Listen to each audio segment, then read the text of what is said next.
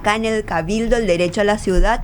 Ustedes saben que hoy es nuestro programa 99 y el próximo martes cumplimos programa número 100. Juan Jesús, ¿te imaginas?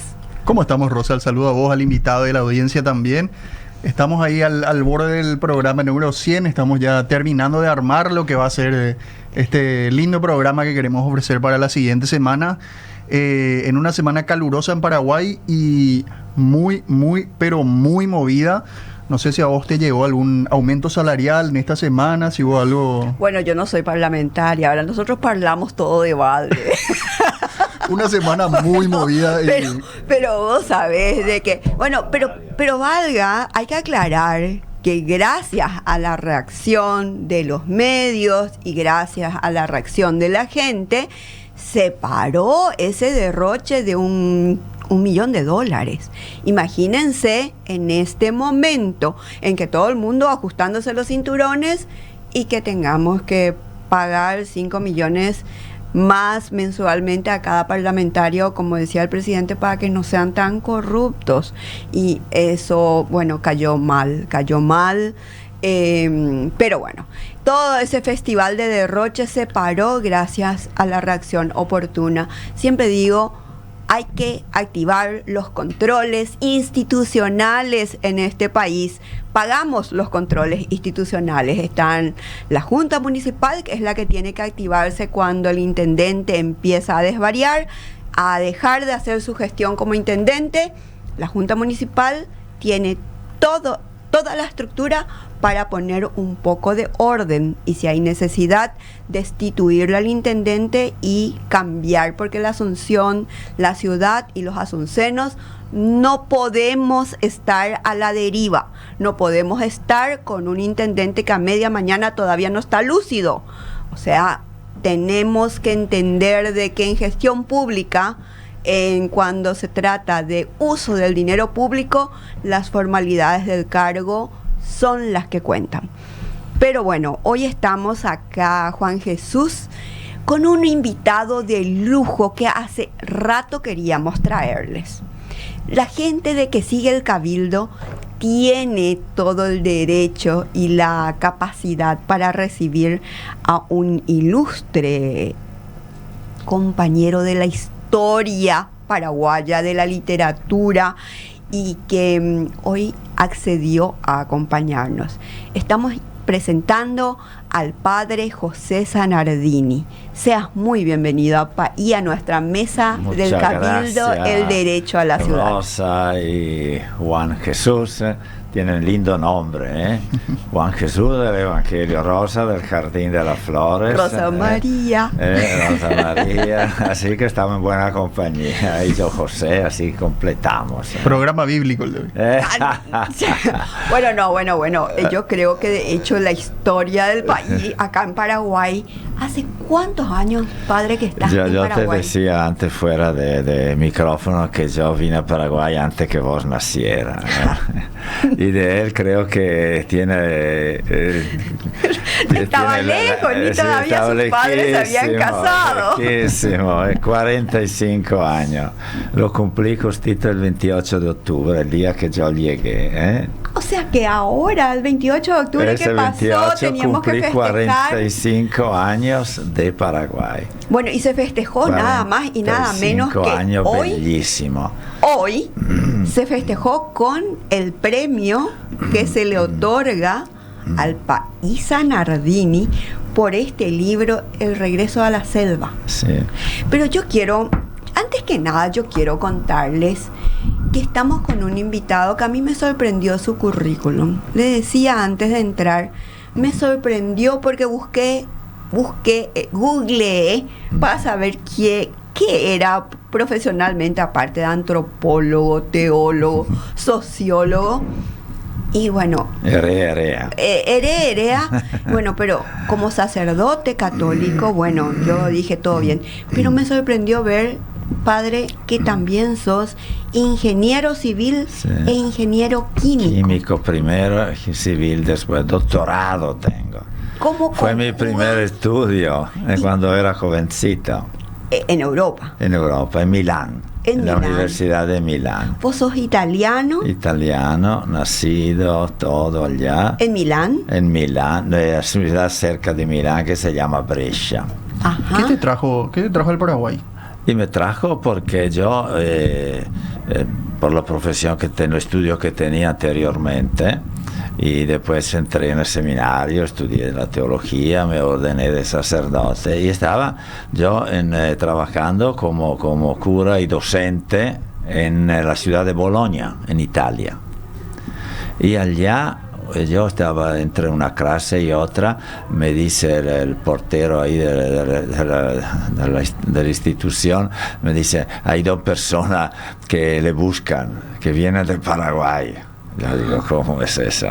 Eran dos curas aquí del Paraguay, uno era el superior de los salesianos, porque yo soy salesiano, superior de los salesianos. ¿Quién era ese padre? Se llamaba Víctor, no sé, no me acuerdo el nombre, Víctor, el padre Giacomusi era el otro. Ajá. Y entonces ellos dos se habían ido a Roma a preguntar porque viniese un salesiano aquí para fortalecer y ampliar la escuela técnica del salesianito que estaba empezando, necesitaba uno que entendiera de maquinaria, de organización, de construcciones, porque se tenía que hacer un nuevo edificio ahí de la escuela técnica. Y en Roma lo saben y dijo, mira que está el padre Sanardini, que es ingeniero también, es químico y civil, puede ayudar, vayan a hablar con él, nosotros no podemos decirle andate en Paraguay. Entonces ellos vinieron así muy modestamente como a pedir de poder venir aquí para algunos años, para poner en marcha todo eso ahí de la escuela técnica. Y yo la primera vez dice Paraguay, digo, ¿dónde queda? Adivinaste, sapeva vagamente que en América, pero no sabía si estaba en el medio, al norte, al sur, si estaba siempre confundiendo con Uruguay. También con el Uruguay, eso era el tema hace 45, ahora ya hay más comunicación, pero en ese tiempo realmente yo me había quedado con lo que aprendí en la geografía del colegio, y poca cosa realmente. Y digo, no sé, digo, voy a pensarlo, digo, porque no es tan fácil cambiar. Y bueno, sí, pero acordate de nosotros, me dijeron. Entonces yo después terminé el año ahí, terminé el año académico, ¿verdad? Y después lo pensé bien y dije, bueno, es interesante. Yo siempre amé las diversidades, ¿eh? Me mencionaste el libro de diversidad cultural, lingüística, cosmovisión diversa, o sea, y entonces dijo, esto es lo mío, fui a buscar Paraguay, he visto que había aquí muchas lenguas, mucha lengua de pueblos indígenas, que había un bilingüismo, guaraní, castellano, y digo, eso me parece sumamente interesante, voy a... El bilingüismo, aceptar, una de las características que te llamó la atención. Sí, acepté, entonces le escribí a Roma y digo, sí, voy a irme. Bueno, por 5 años... y pasó un poco más de tiempo. Pasó una vida, 45 años. Es que cuando pasaron los 5 años, me escribieron los jefes allá de Roma, me dicen, Sanardini, pasaron 5 años, si te gusta, puedes quedarte más, porque ellos piden que te quede más, pero es tu derecho poder regresar, porque el acuerdo era por 5 años. Y yo digo, no voy a regresar, estoy muy bien aquí. Bueno, ¿y qué te gustó de Paraguay? ¿Qué llamó tu atención, padre? La primera impresión es la calidad y calidez de las personas. Uh-huh.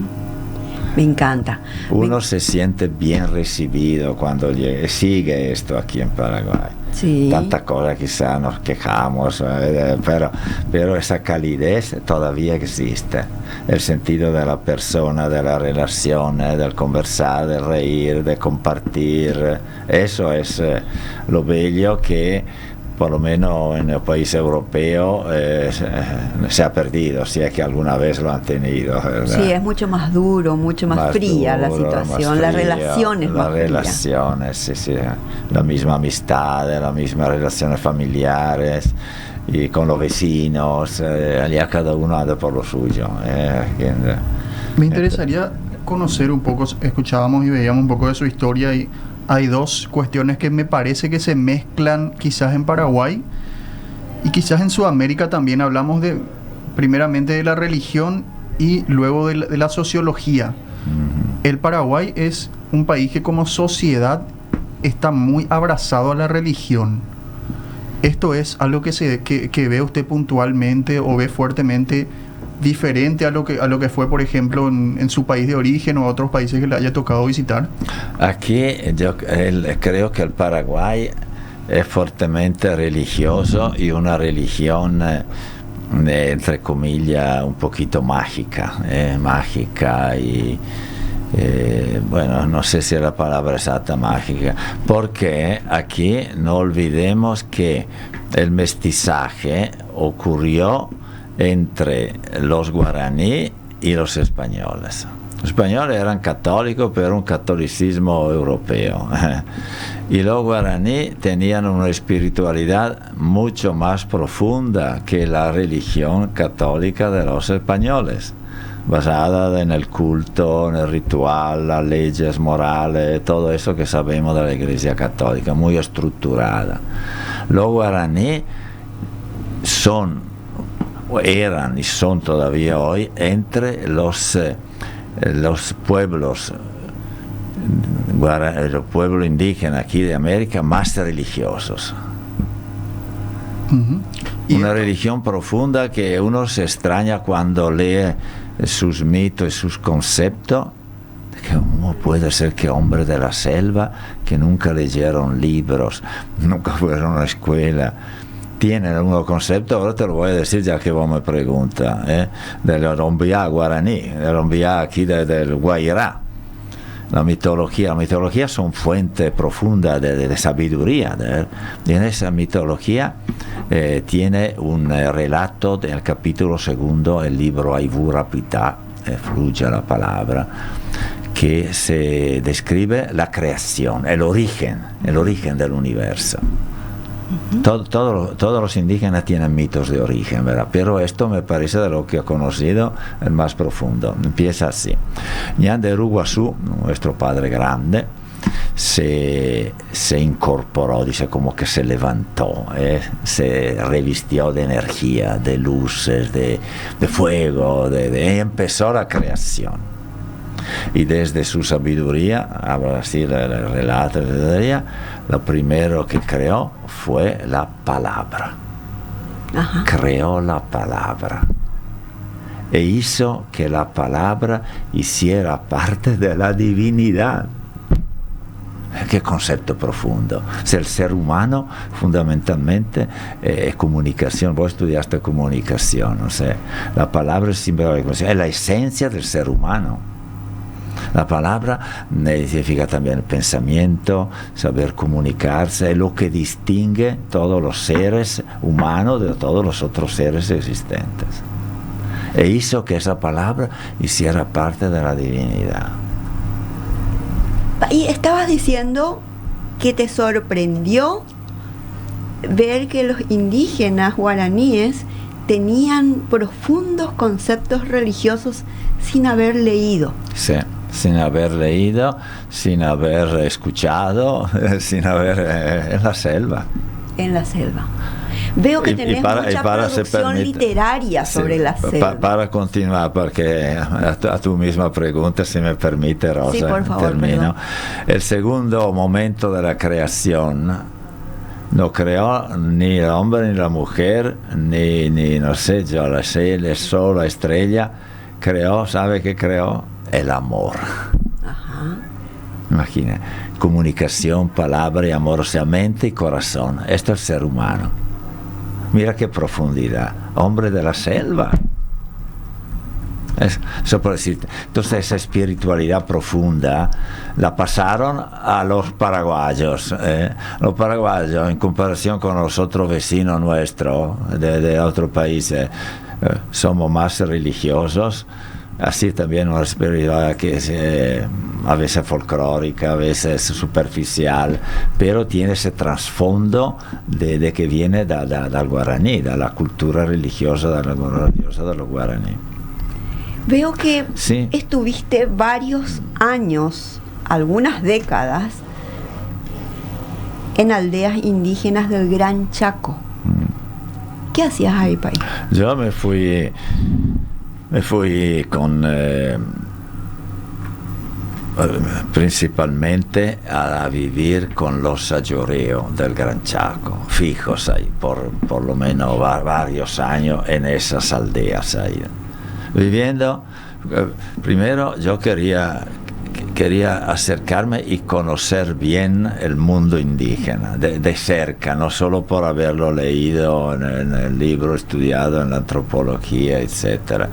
Y a la vez enriquecerme de esa sabiduría, de ese mundo, de la esencialidad, del mundo simple. Y a la vez yo me iba también como salesiano para apoyarlo a ellos en la sobrevivencia, o sea, a veces de tipo derechos, porque cuando hay en ese tiempo un misionero, entre comillas, entonces eran más respetados los indígenas, porque sabían que había uno detrás, ¿verdad? Entonces no atropellaban. Había un blanco, como ellos dicen. Un blanco. Sí, un blanco, ellos se refieren muy, a muy nosotros blanco. Así. Pero qué interesante. Eso me fui así. Porque veo en la producción literaria mucho escrito sobre pueblos indígenas y la selva. Tenemos, dice, ecos de la selva, territorios olvidados, como hojas al viento, mirando de frente, textos míticos de los indígenas del Paraguay, rocío tropical, los indígenas del Paraguay, cultura del pueblo ayoreo, educación indígena. Sí. Todo lo que te enseñaron todos los esos indígenas. Temas, sí. Sabiduría de la selva, pueblos indígenas del Paraguay, estudios antropológicos, historia de los pueblos indígenas, culturas indígenas, sabiduría en la diversidad. Eso me llamó la atención. Sonidos de la selva, los años que cambiaron la historia del Paraguay. ¿Qué cambió de la historia del Paraguay con todo esto? Ahí en ese libro ahí que fue publicado en eso, ¿no? Por ABC, eso que venden los domingos, ¿verdad? En esa colección esa ahí que viene con el diario. Sí. El año que cambiaron la historia fue una serie de libros con autores diferentes. A mí me tocó hacerlo sobre el año 1537, el primero. Los años que cambiaron la historia. Cuando se descubrió, entonces, cuando España descubre Paraguay. Pero Paraguay ya existía o no existía. Los pueblos indígenas. Cuando hubo, yo le llamo desencuentro de culturas. Desencuentro de cultura en 1536. Entonces en ese libro explico cuáles fueron la migración anterior, antes de los españoles, cómo llegaron aquí los indígenas, los guaraní de un lado, que son de la región oriental, que vinieron por vía marítima, se fueron a la Amazonía, después migraron hacia el sur y eran del neolítico, ya venían con herramienta simple, pero ya tenían cultivo, etcétera. Mientras que a los chaqueños era otra migración que han venido probablemente del sur, desde la Antártida, todos venían de Asia, ¿verdad? Polinesia, Asia, todo eso así. Y que los chaqueños son del Paleolítico, aún ahora son mucho más, decimos, el Paleolítico significa que están en un nivel de avance con respecto a ya sea el pensamiento que también por la herramienta inferior al neolítico. Eran los que atacaban a los del neolítico, atacaban a los guaraní, a los carios, que eran los aquí alrededor de Asunción. Y entonces en ese libro hago primero toda la parte antes del 1537, después al llegar los españoles, ¿qué ha sucedido? ¿Y en qué año más o menos arribaron al Paraguay los indígenas? Mira, aquí en América la presencia humana más antigua que se conozca arqueológica hasta ahora es de hace 38.000 años atrás. En América, Sí, 38.000. y es justamente en el Brasil, en el noreste del Brasil, se han encontrado restos arqueológicos de presencia humana. Hasta ahora. Eso no quiere decir que, no sé, en los próximos años se encuentra algo más antiguo, pero por lo menos 38.000 años atrás teníamos ya Presencia humana en América. En América, aquí, en norte y sur. Y después los guaraníes específicamente vinieron, que piensa un poco que cómo fue posible cruzar el Océano Pacífico. Ujú. Los guaraníes, mira qué gente ¿Y en qué cruzaron? valiosa. Era como ahora, no sé, que nosotros exploramos el universo, que llegamos a la luna, que vamos a... ¿Y ellos en qué cruzaron? El mismo ¿En espíritu balsas? humano de conocer lo desconocido. Sí. ¿Y qué sería eso? ¿En qué año más o menos? Ahí también entre 15, 20 y 25.000 años atrás. Es como que nosotros ahora querramos 30, llegar a la luna o 30.000 años descubrir atrás, otra sí, galaxia. sí. Y con los barquitos que habrán tenido en ese tiempo. Habrán sido como imagina, balsas, pequeñas balsas. quizá con el viento, habrán usado no sé qué. Hay algo de capacidad humana y hasta fortuna de la naturaleza también, ¿verdad? Para que se dé ese tipo de cuestiones. Sí, o sea, habrán inventado algo para moverse. Y miraban, ¿por qué se fueron hacia aquí y no se fueron del otro lado? ¿Por qué? Porque ellos miraban a dónde sale el sol, hacia el este. Ah, por eso vienen a Paraguay. Sí, o sea, la cultura guaraní principalmente. Desde la isla ahí de Asia, de Australia y toda la isla que está alrededor, el sol sale hacia nosotros, ¿sí? Porque da vuelta así, ¿verdad? El planeta. Entonces, la curiosidad de saber dónde sale el sol. Porque el sol es tan importante, porque mira, tenían clarísimo el concepto que el sol es la vida, la energía. Y hace 15.000, 20.000 años, Sí, o 38.000 años. Que ahora nuestros chicos no lo saben del colegio. Pero ¿qué, se les pregunta qué hace el sol, me molesta porque da demasiado calor. No, de sabiduría en y algunas estoicismo. cosas nos fuimos para atrás. Sabiduría y estoicismo, padre, porque vos sabés lo que es cruzar el océano, venir a un lugar que habrá sido, no sé, 20.000 años atrás, esto habrá sido, no sé, ¿qué? Como ir a Marte, a descubrir la galaxia todavía no descubierta. Y de todas estas etnias que hay en Paraguay, la mayoritaria sería la guaraní. Bueno, cuando decimos guaraní, vamos a precisar para la audiencia que en Paraguay tenemos 5 familias lingüísticas.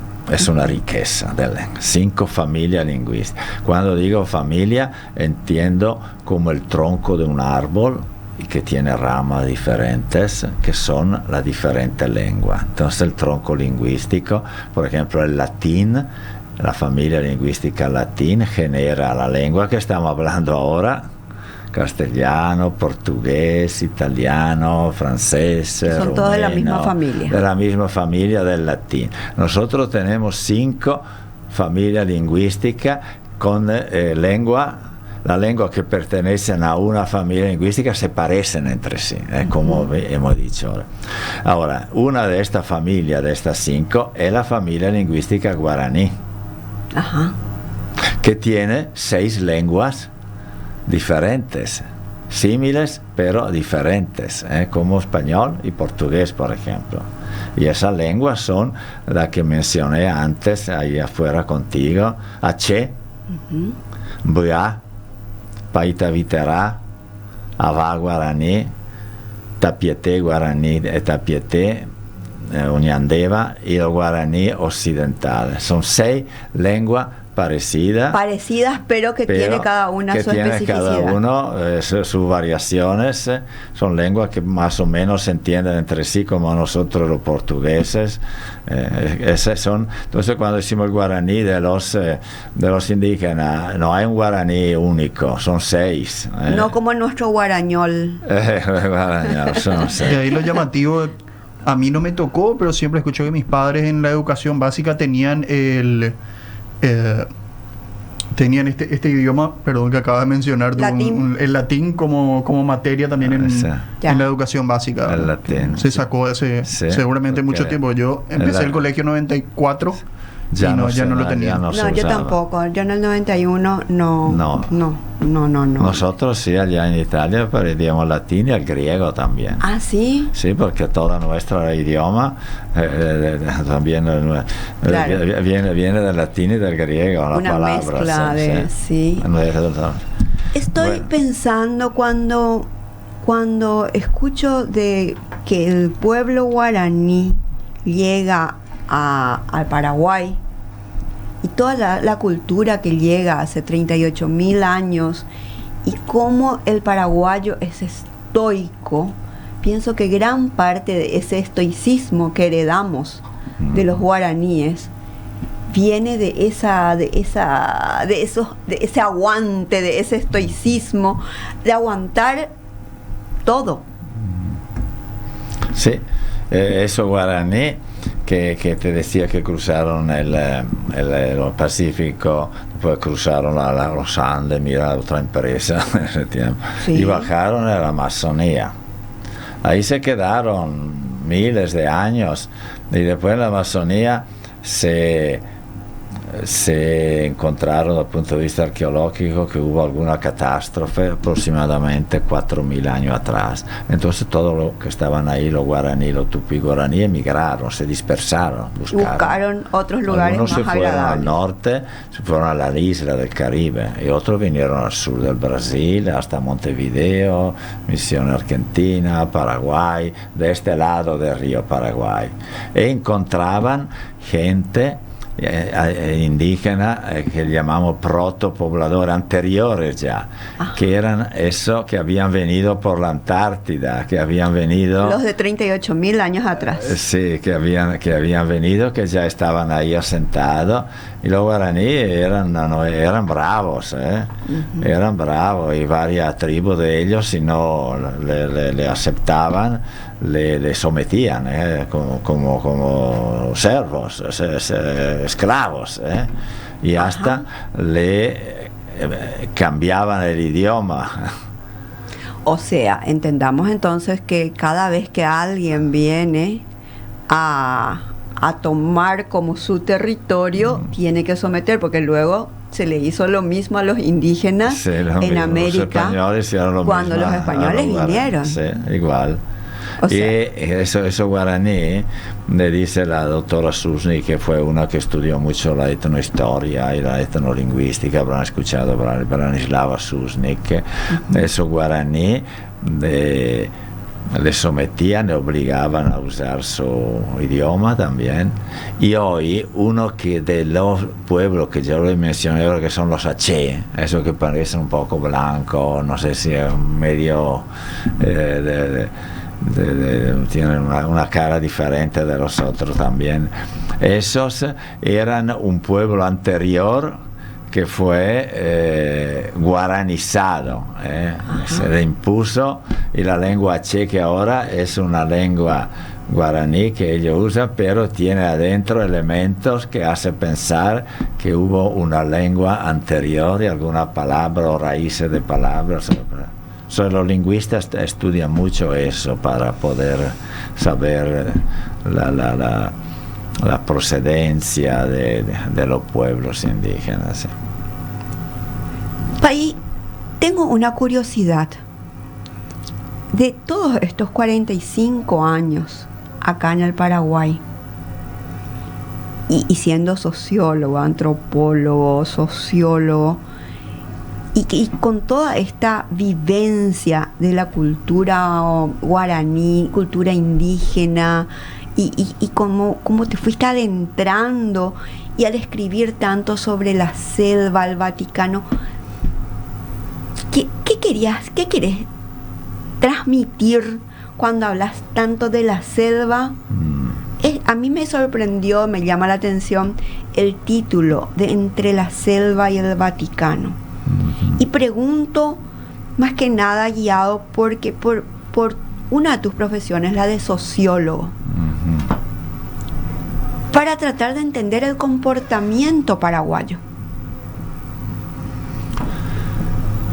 Para entender el comportamiento sí hay que tener en cuenta las dos fuentes, las dos fuentes evidentemente, que son las dos fuentes de las dos lenguas que estamos hablando. O sea, pues dejamos de lado ahora los indígenas, de las dos lenguas, donde la parte materna, que era los chicos al comienzo se criaban en la aldea indígena, entonces era de lengua materna guaraní.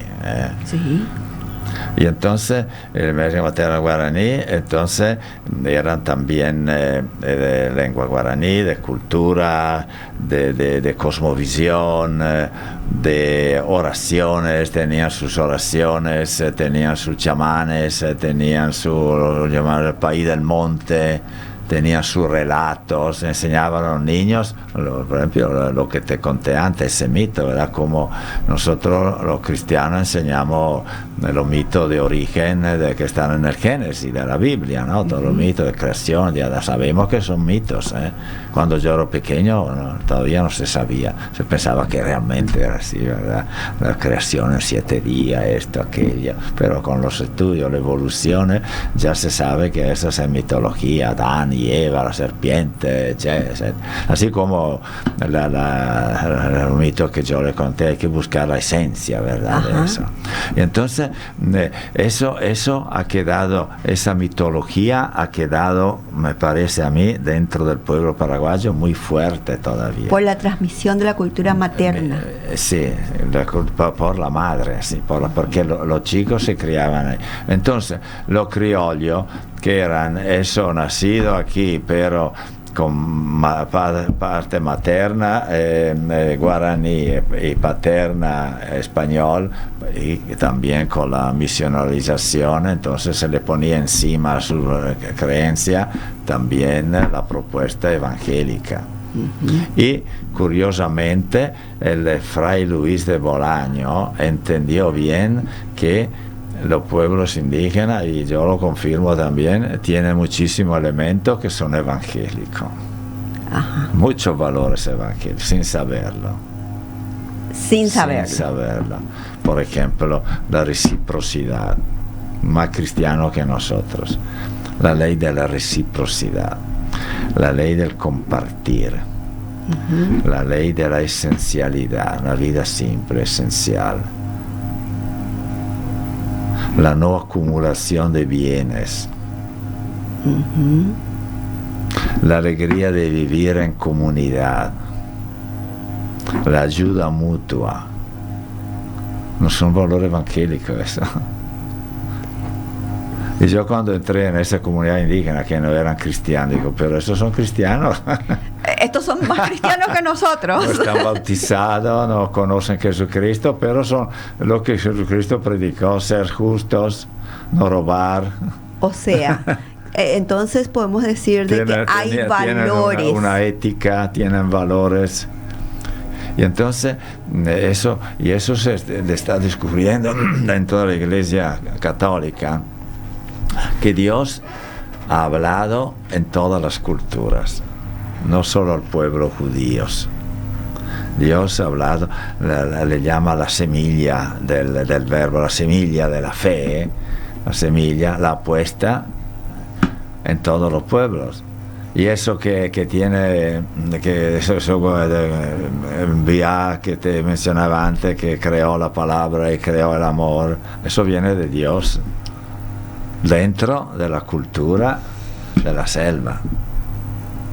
Ahí va un poco el tema de lo que se destaca siempre del paraguayo en general, y uno escucha siempre, mencionaba un poco usted también la capacidad de bienvenida que tiene y cómo acogemos nosotros a los extranjeros, Yo creo que va muy relacionado un poco eso desde mi punto de vista, que somos un país muy religioso, muy católico por sobre todo. Pero lo que está diciendo el país es de que ya era anterior, claro, sí, a sí. la refuerza un poco esa idea. Refuerza con el Evangelio, se refuerza. Se refuerza en dos elementos, esos valores morales humanos para vivir bien, la moral para que nos respetemos, y se refuerza también con la práctica religiosa, porque aún ahora los guaraní tienen su Yeroquiñamboé. Sí, que son, el Yeroquiñamboé. Hablas bien ya el guaraní, país, después de 45 años. Que son una cosa impresionante, dove ves ahí empieza la tardecita, dura horas y horas, todo religión, están los chamanes ahí, lo que son los país del monte, son los sacerdotes, por decirlo así, con su maraca, que cantan, hacen un canto sagrado, como nosotros cantamos, no sé, en la iglesia, ¿verdad? Y después ahí se manifiesta, y eso es una liturgia, porque tienen ahí también como un altarcito de cedro donde ponen alguna pluma que tiene un significado, otra huesecito de algún animal que tiene otro significado, así que nosotros ponemos la vela, ponemos, no sé, el santo San Blas o otro símbolo religioso que nosotros conocemos. Ellos tenían su símbolo religioso, o sea, tenían práctica religiosa. Entonces, ¿qué pasa? Que la cultura guaraní y la cultura española católica se ensamblan. Y lo que sale se fortifica, se fortalece. O sea, podemos decir de que se suman dos energías religiosas y dos prácticas. Podemos decir de que el mestizo tiene esa sumatoria de valores, Sí. de comportamiento ético, solidario, recíproco, y que los paraguayos heredamos bastante de eso. En algunos a lo mejor sobrepasa un aspecto, en el otro sobrepasa el otro, ¿verdad? Pero sí, hablando en términos generales, yo creo que sí, el paraguayo es más religioso que otro por la influencia de la religiosidad guaraní. Se sumaron dos fuerzas. Se suman dos fuerzas. Acércate bien al micrófono y que lo que estás diciendo es demasiado importante, que la gente entienda estos valores, que estos comportamientos éticos que vienen de una cultura ya muy anterior, y lo que estamos hablando del mestizaje, cómo se encuentran dos culturas. Se suman dos fuerzas. Se suman dos fuerzas espirituales. Y sobre todo en un momento así que tanto necesitamos recuperar los valores. Nos quejamos de la amoralidad que existe actualmente, sobre todo en un sector de la población. Y de cómo se fueron destruyendo el tejido moral de la sociedad. ¿Sabes que en algún idioma indígena, por ejemplo, no existe la palabra robar? Ajá. ¿Por qué no existe? Porque no hay nada que robarse. No hay propiedad. No, que comparten. Comparten todo. Comparten el terreno, empezando por el terreno. ¿Cierto? El terreno, no tenían límites. Y después la naturaleza te da todo gratuitamente, y que podían robarse una otra. Tenían todas las mismas cosas. Por eso tanto usás los títulos de selva, el regreso a la selva. Cuando hablo de selva, yo entiendo todos estos valores que nosotros necesitamos, a otro nivel, por supuesto, ahora. Porque nuestra sociedad ahora ya no es una sociedad igualitaria como era aquella.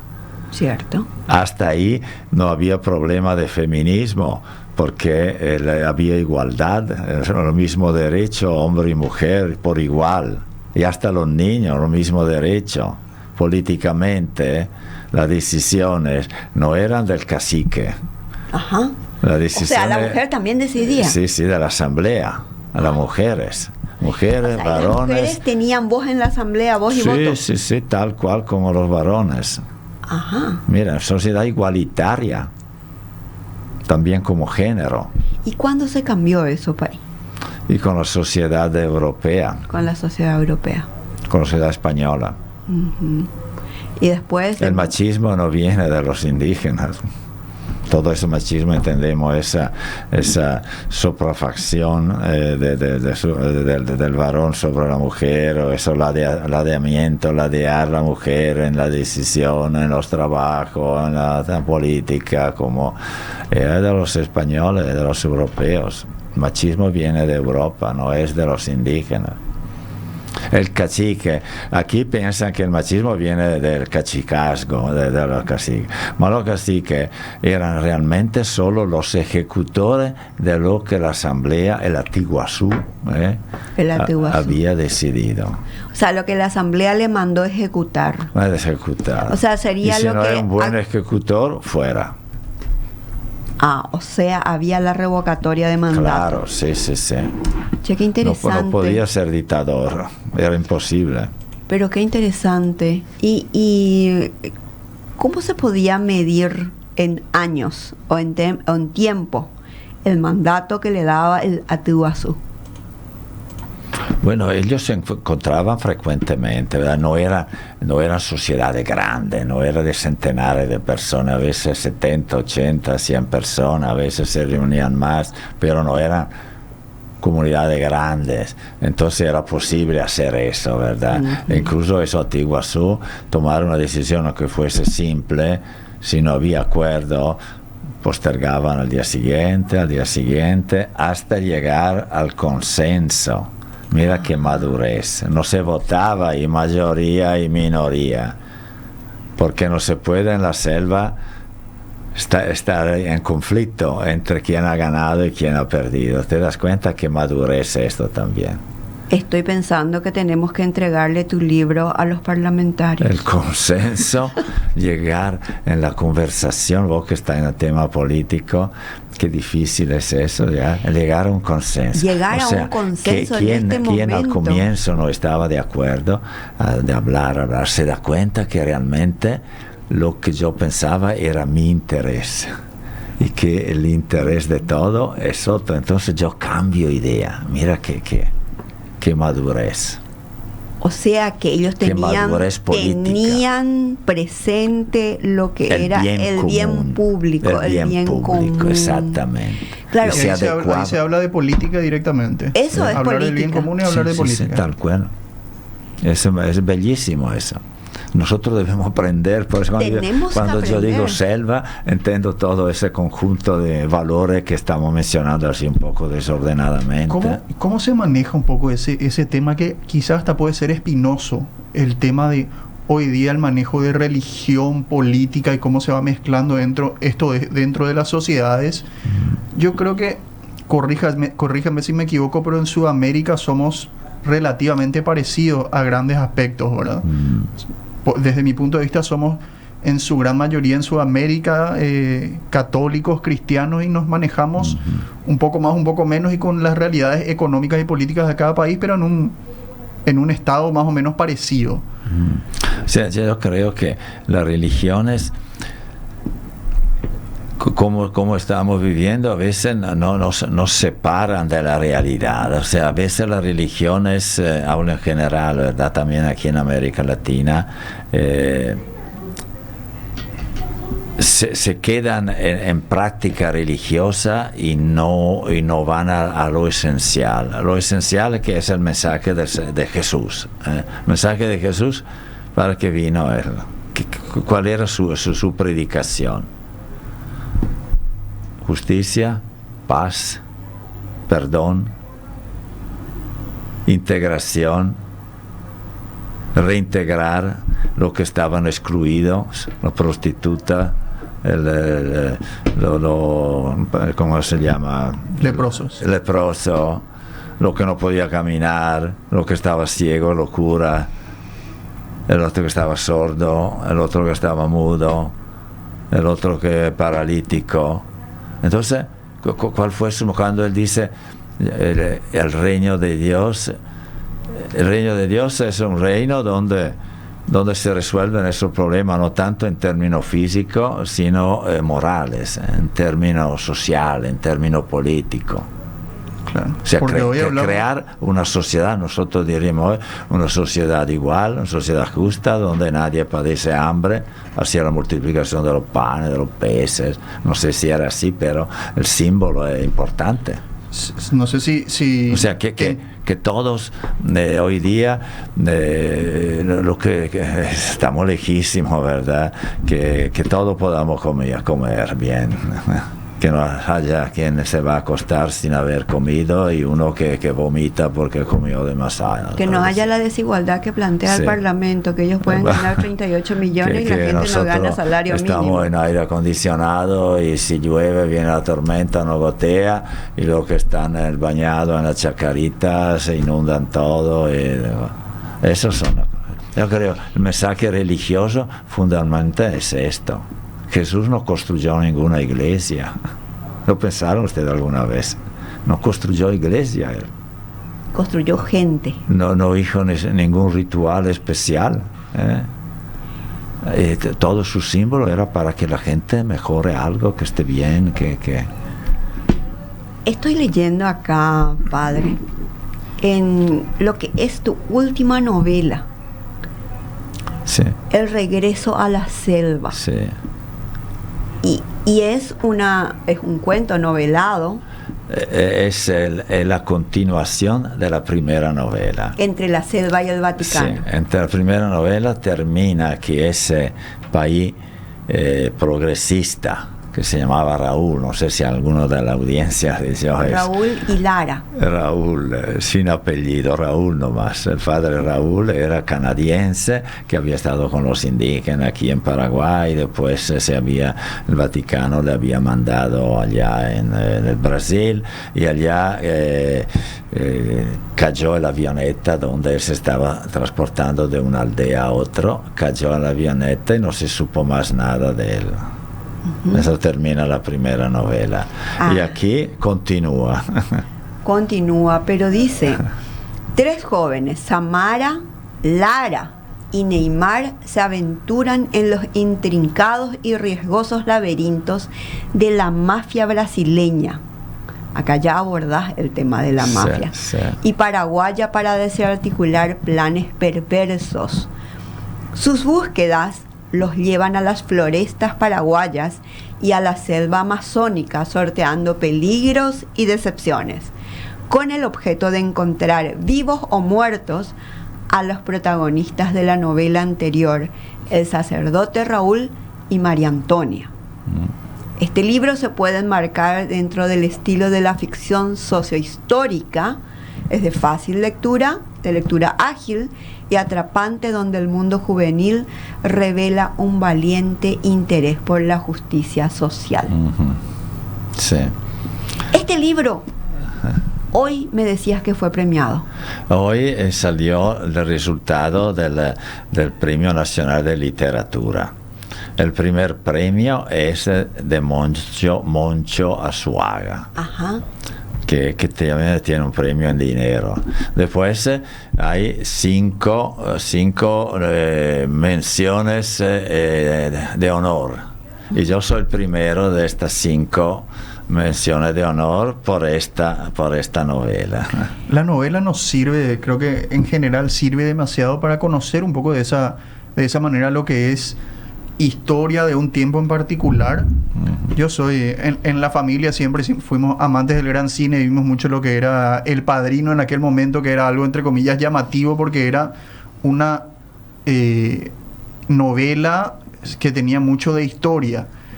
En Paraguay se habló siempre de Yo el Supremo y de muchas otras novelas que son historias noveladas o novelas, no sé si el término es correcto, pero novelas historiadas, pero que traen mucho de la historia, que quizás es delicado tocar algunos temas y lo llevan a la ficción. Sirve un poco para meter un poco esas cosas en el saber popular, este tipo de libros. Sí, perfectamente, se encuadra en eso que está diciendo. Estoy pensando que si jóvenes de esta novela protagonizan toda esta búsqueda, y se enmarcan dentro de lo que es la justicia social, Sí. que también nuestra Constitución declara para el Paraguay, se declara dentro de la democracia social de derecho. Y qué valioso sería volver a meter estos valores en la sociedad paraguaya, donde la búsqueda de la justicia social sea el norte para los que dieron el premio, porque tengo entendido que el premio dio el Parlamento, ¿verdad? Parlamento, sí.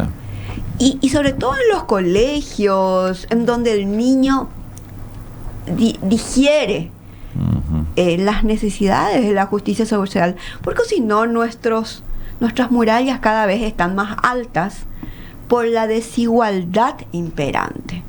No basta con llenarse los bolsillos y atragantarse con comida dentro de tu casa, cuando al salir de tu muralla tenés gente hambreada. La desigualdad es la que genera todos los problemas. Tal cual, de acuerdo. Entonces, si Juan también estamos todos de acuerdo. Sí, si este tipo... ¿Y por dónde empezar a revertir eso, Rosa? Vos sabés que yo siempre le digo a la gente que hay un artículo... Y esto, aquello, la educación, empezar con las escuelas... Totalmente, para la familia. Yo soy abogada de formación estructurada.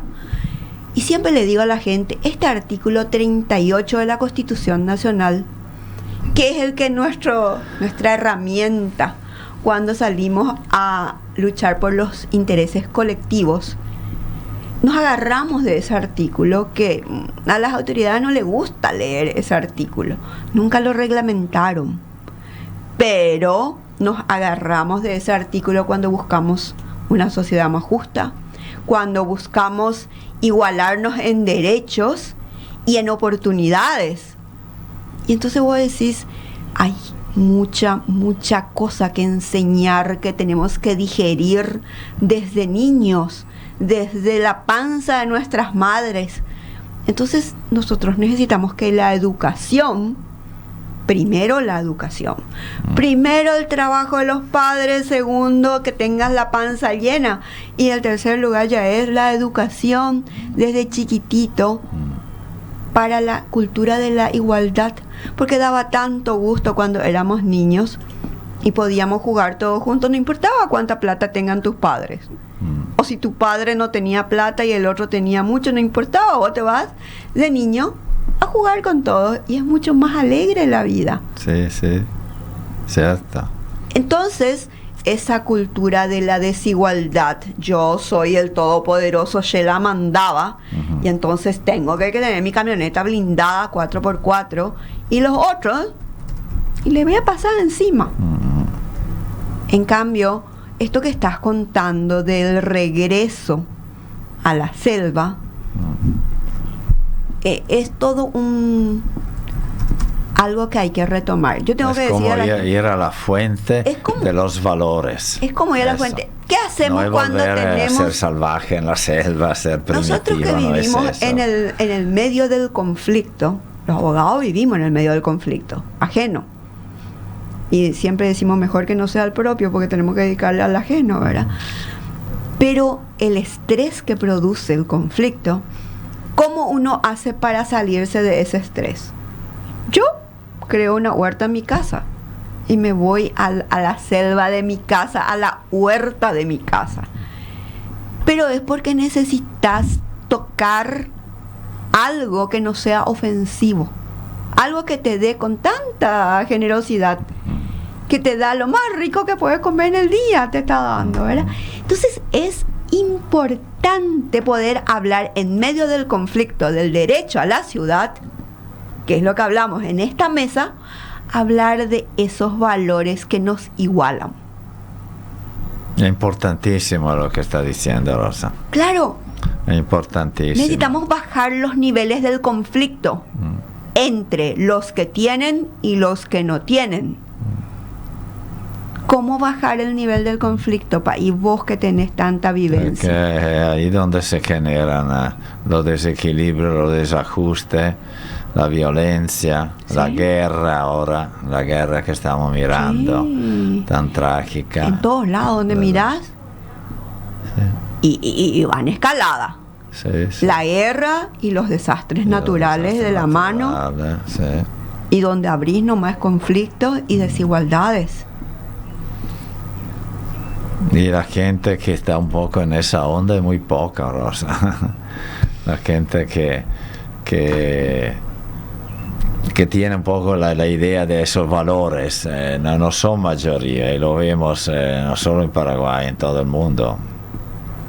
Es una lucha permanente, y entonces hay que hacer como los antiguos indígenas, mirar lejos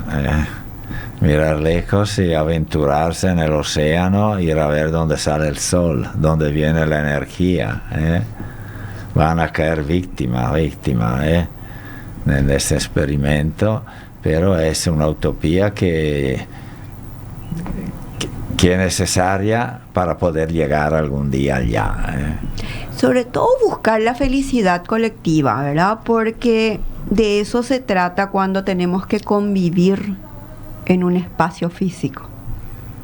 Si no hay felicidad colectiva, hay muerte. No, ¿qué es lo que hay? Es conflicto, hay guerra. Hay conflicto, hay muerte. No hay duda. Cuando hablamos del derecho a la ciudad, cuando hablamos de hablar en el cabildo, el cabildeo, que es la búsqueda de solución pública, donde tenemos que hablar en una mesa, a ver por dónde. Por eso es muy importante todo esto que nos contás, Paí. ¿De dónde vienen nuestros ancestros? ¿De qué estamos formados? ¿Cómo se hizo el mestizaje? Porque el estoicismo paraguayo que aguanta todo hasta que explota un día y toma las armas. Así fue cuando llegaron los españoles. Sí. Entonces, ¿qué hay que hacer para no tener que llegar a tomar las armas, para poder entendernos entre los que más tienen y más quieren cada día, y a costa de más pobres? Ya somos 2 millones de pobres extremos en Paraguay. Estamos mal. Y Bahía ya pota, para. Bahía ya pota. Ya que bien que habla el guaraní ahora, ¿verdad? Mucho mejor que yo. Alegría. Y bueno, estamos terminando. Bueno, país, son las 18 horas.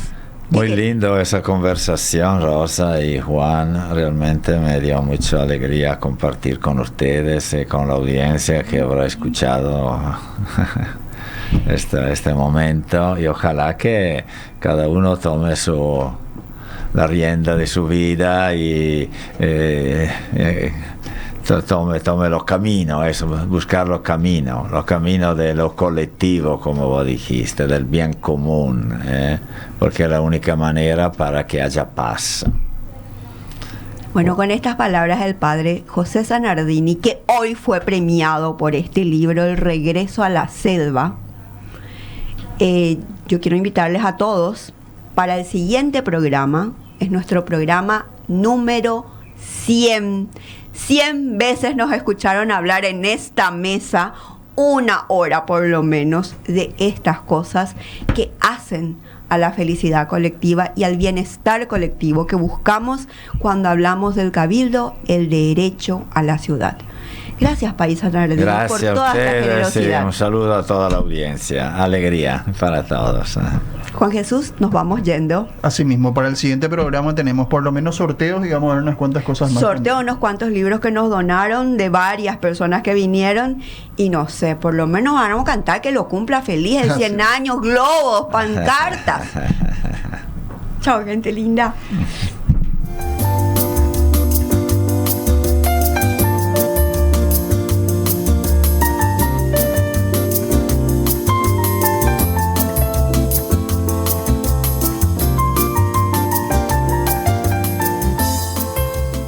Radio La Unión, R800 AM.